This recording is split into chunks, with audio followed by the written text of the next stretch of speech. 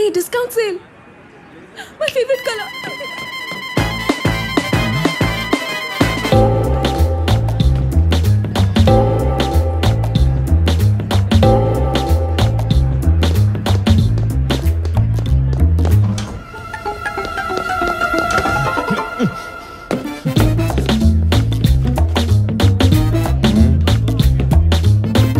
Fast గా RTC bus catch చేసినాడు. ఏం క్యాచ్ చేసిరు అంకుల్? అసలు అంకుల్ దాల్చుకుంటే లిఫ్ట్ ఏం కార్మరా బాబు, దేని నన్ను ఆపగలరు? ఏం అంకుల్?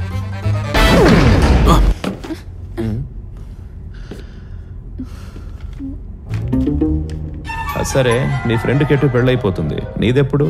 ఈ పాటికి నా పెళ్ళెప్పుడు అయిపోవాల్సింది అంకుల్. వీడికంటే ముందే అయిపోవాల్సింది. నా గర్ల్ ఫ్రెండ్ వాళ్ళ అబ్బున్నాడే, వాడు బాహుబలిలో కట్టపాలంటాడు. పక్కనే ఉండి ఈ అన్న పెట్టాడు కానీ వెనుక నుంచి వెన్నుపోటు పొడిచిండు. వాళ్ళ కూతురుకిచ్చి చేస్తా అని చెప్పి ఇంకో దాంతో నా పెళ్లి సెట్ చేసిండు. ఇట్లాంటి వాడికి అసలు ఏమవ్వాలి అంకుల్? క్యాన్సర్, పెరాలసిస్, స్ట్రోక్ అన్ని కంబైన్ గా వచ్చి. పెద్దవాళ్ళని అలా అనకూడదు. పెద్దవాళ్ళు పెట్టే నియమాలు ట్రాఫిక్ సిగ్నల్స్ లాంటివి. అవి మిమ్మల్ని ఆపుతున్నట్టు కాదు, క్రమశిక్షణలో పెడుతున్నట్టు. వన్ లైనర్లు చెప్పాలంటే ఇక మీ మామనేరా? అవును అంకుల్, మీ పేరెంట్స్ ఎప్పుడు కరెక్టే. కానీ ఈ అమ్మాయిలు ఉన్నారే, మామూలు కాదు, మహాకంత్రీలు. ఫస్ట్ టైం ఒక అబ్బాయిని చూశాక నచ్చాడు అనుకోండి, చిన్న స్మైల్ ఇస్తుంది. అప్పుడే వెళ్ళి వాళ్ళ నాన్నకి చెప్పొచ్చు, నాన్న నాకు అబ్బాయి నచ్చాడని. కానీ చెప్పరు. పోనీ ఆ తర్వాత ఫోన్ నెంబర్లు మార్చుకుంటారు. గంటల కొద్ది సొల్లు కబుర్లు, కాఫీ డేలు, సినిమాలు, షికార్లు, అబ్బో ఎన్నెన్ని నవ్వాలో అన్నీ అయిపోతాయి. ఇందులో ఏ ఒక్కటి అమ్మ నాన్నలకు చెప్పి చేయరు. పెళ్ళనగానే సడన్ గా అమ్మ నాన్నలు గుర్తొచ్చేస్తారు. ఇవన్నీ చెప్పకుండా సడన్ గా ఒక రోజు అమ్మ నాన్న దగ్గరికి వెళ్ళి బుద్ధివంతురాల్లాగా ఆ అబ్బాయి నేను ప్రేమించేసుకున్నావు, పెళ్లి చేసానంటే ఎవరు మాత్రం కన్విన్స్ అవుతారు? అయినా ఈ అమ్మాయిలు ఉన్నారే, ఒట్టి అవకాశవాదులు. ఏం మాట్లాడుతున్నావు నువ్వు? లవ్ చేసిన పాపానికి అటు పేరెంట్స్ కి ఇటు ప్రేమించిన వాడికి మధ్య ఎంత నలిగిపోతారో తెలుసా? పాపం ధైర్యం చేసి ప్రేమించిన వాడితో వెళ్ళిపోతే పేరెంట్స్ జీవితాంతం వాళ్ళని మోసం చేసింది అంటారు. పోనీ పేరెంట్స్ గురించి ఆలోచించి వాడు చూపించిన అబ్బాయిని చేసుకుంటే అది నన్ను మోసం చేసిందని ప్రేమించిన వాడు జీవితాంతం తిడతాడు. కరెక్టే, అమ్మాయిలు మొత్తం మోసం చేసేవాళ్లే. ఎందుకో తెలుసా? ఎప్పుడు ఎవరొకరి కోసం బతకడం తప్ప ఒక ఆడది తన కోసం తాను బతికే క్షణాలు తక్కువ. నాన్న, మొగుడు, పిల్లలు, కుటుంబం తప్ప వేరే ప్రపంచం చూడరు. ఈ అబ్బాయిలు ఉన్నారే, ఉత్త సెల్ఫిష్. మీ గోల మీదే. ఇద్దరికి గట్టిగా పడ్డది. పక్కనేగా, నేను నడిచొస్తానా?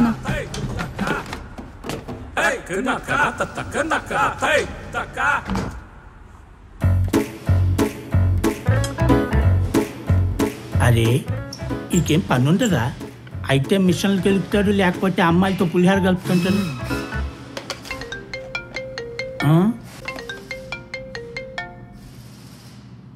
హలో, ఎవరు? నేను సృజాని. ఏంటి, నా నంబర్ డిలీట్ చేసావా? లేదులే, ఫోన్ మార్చాను అంతే. ఒకసారి కలుద్దామా? 4:30కి ఫ్రీ అవుతాను. Meet me exactly at 4:40. We can speak for 10 minutes. 10 minutes అంత మాకే చూస్తుందేమో. ఈ శ్రీజ ఎవరు మామా? వాడి ఎక్స్ గర్ల్ ఫ్రెండ్. అవును, వాళ్ళిద్దరికి బ్రేకప్ అయిందిగా. చూద్దాం సాయంత్రం ఏం పులిహార కలుపుతుందో.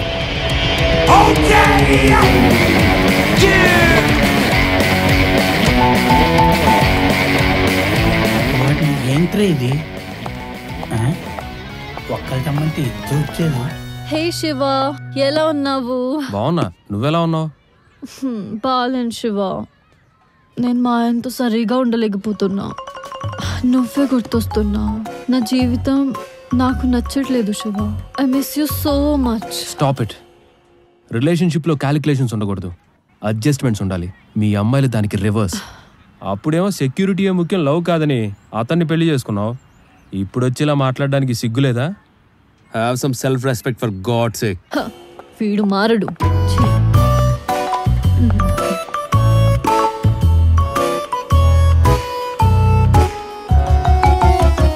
నీకేం కావాలి? నువ్వు హాస్పిటల్లో కాంపౌండర్కి ఇచ్చావు కదా. అయినా దూల కొద్ది ఇచ్చాను. అయినా నీకు చెప్పిన అర్థం కాదులే, తీసుకో. నీకు నా మీద కోపంగా ఉండొచ్చు గానీ నేను కూడా ఈ చెక్ లాంటి దాన్నే. మా నాన్న సంతకం లేకపోతే ఈ చెక్ చెల్లదు.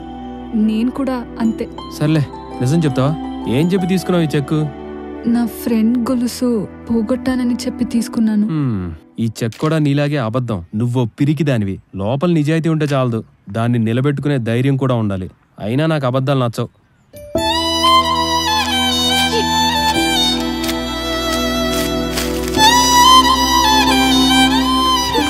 అమ్మాయిలే వచ్చి మాట్లాడుతున్నారు కదా, పోస్ కొడుతున్నాడు. అన్న వీదేంది మావా వచ్చిన అమ్మాయి కల్లా క్లాస్ పీకి పంపేస్తున్నాడు. హాయ్ శివ.